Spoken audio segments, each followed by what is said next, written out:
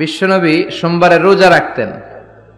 আমাদের অনেক মা বোনেরা রোজা রাখতে চায়, তো রাখতে যে তারা কিছু বেদাত করে ফেলে।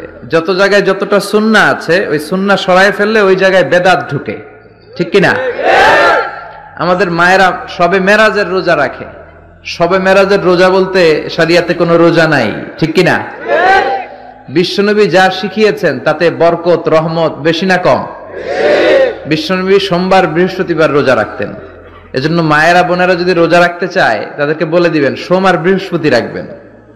বিশ্বনবী মাসে 3টা স্পেশাল রাখতেন, আইয়ামুল বীদ 13, 14, 15। মা বোনেরা যদি রাখতে চায় এদেরকে বলে দিবেন তারা যেন এই দিনগুলোতে রাখে।